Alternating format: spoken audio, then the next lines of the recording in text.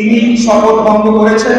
শপথ ভঙ্গ করার জন্য আমরা তার পদত্যাগ দাবি করছি।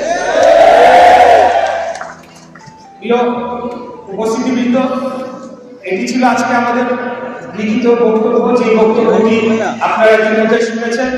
আর আমাদের এখানে বেশি কিছু বলার নেই। পৌঁছে দেওয়া ভাই আমাদের এই বক্তব্যের একটি কপি, লিখিত কপি আমাদের সাংবাদিক ভাইদের কাছে পৌঁছে দেওয়া হবে।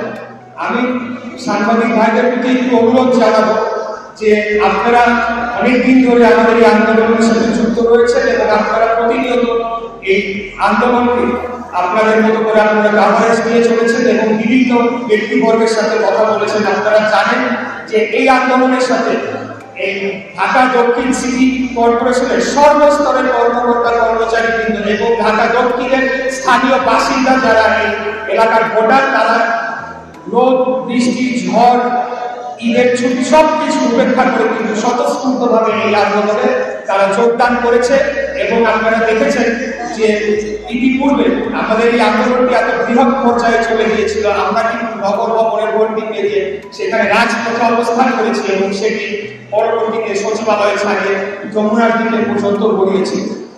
পরবর্তীতে সরকার আমাদেরকে 2 দিন সেখানে প্রায় অবস্থান করার পরে আমাদের কাছে একটি বার্তা আসলো দলীয়ভাবে যে এটিকে সুরাহা করা হবে এবং আমরা যাতে জনদুর্ভোগের কথা চিন্তা মাথায় করি এবং জনগণের কথা চিন্তা করে আমরা নিজেরাই সিদ্ধান্ত নিয়ে সেখান থেকে সরে এসেছিলাম। ওই ঘটনার মধ্যে দিয়ে আমরা বলতে চাই যে সরকার তখনও আমাদের সাথে প্রতারণা করেছে, এখনো আমাদের সাথে প্রতিনিয়ত প্রতারণা করে চলেছে। আমি বুঝি না যে তাদের উদ্দেশ্যটা কি, এতদিন হয়ে গেল তারা কোন উদ্দেশ্যে এবং কিসের জন্য, এখানে কি এমন রয়েছে যেটির কারণে তারা আসলে দক্ষিণ সিটি কর্পোরেশনের তারা এই ধরনের একটি অচল অবস্থা করে রেখেছে, সেটা জনগণ জানতে চায়।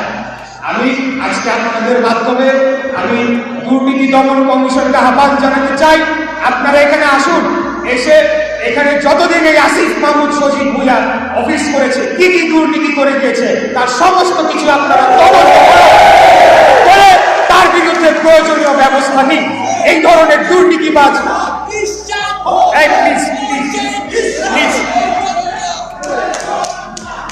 যারা বলছে রক্তের বিনিময়ে, রক্তাক্ত গণ অভ্যুত্থানের বিনিময়ে তারা নেতৃত্ব দিয়েছে এবং তার বিনিময়ে তারা উপদেষ্টার পদ পেয়েছে, এত কম সময়ের মধ্যে কিভাবে তারা এই পরিমাণ দুর্নীতিতে জড়িয়ে গেল এবং সেটার কি পরিণতি হওয়া উচিত, সেটার একটা দৃষ্টান্তমূলক শাস্তি হওয়া উচিত, এটা আমি জোরালো দাবি জানাচ্ছি। আর আমি আরেকটি কথা বলতে চাই সরকারের উদ্দেশ্যে যে আমাদের, আপনারা যদি ধরে নেন যে এই আন্দোলনকে আপনারা এভাবে আপনারা অগ্রাহ্য করে যাবেন, তাহলে কিন্তু এই আন্দোলন আবারও নগর ভবনের গণ্ডি পার হয়ে রাজপথে অবস্থান করবে। আপনাদেরকে আমি আবারও বিনীতভাবে অনুরোধ জানাচ্ছি, যত দ্রুত সম্ভব আপনারা এটা সুরাহা করুন। কেন আপনারা কাল বিলম্ব করছেন? কিসের জন্য আপনারা এখানে কালক্ষেপণ করছেন? কার প্ররোচনায় এই বর্তমান অন্তর্বর্তীকালীন সরকার এখন পর্যন্ত কোনো কার্যকরী পদক্ষেপ নিচ্ছে না, সেটা আমি বুঝে পাচ্ছি না। আপনারা পদক্ষেপ নিন, আমাদেরকে মুক্তি দিন, জনগণকে মুক্তি দিন, আপনারাও শান্তিতে থাকুন। অন্যথায় যতক্ষণ না পর্যন্ত আপনারা এটা সুরাহা করবেন, আমি আপনাদেরকে বারে বারে বলেছি, আবারও বলছি, নিশ্চিতভাবে বলতে চাই, এই আন্দোলন থামান নয়, সেই সময় বহু আগে পার হয়ে গিয়েছে। এখান থেকে পেছনে ফিরে আসার কোন রাস্তা আপনারাই খোলা রাখেন নাই। অতএব আজকে যে বেহাল দশা হয়েছে, নগর ভবনের যে অচল অবস্থা, সেটার জন্য একমাত্র দায়ী এই বর্তমান অন্তর্বর্তীকালীন সরকার, এর উপদেষ্টারা এবং বর্তমান প্রধান উপদেষ্টাও এগিয়ে যেতে পারেন না। তাই উনি সর্বজন শ্রদ্ধেয় ব্যক্তি, ওনাকে আমরা সবাই সম্মান করি।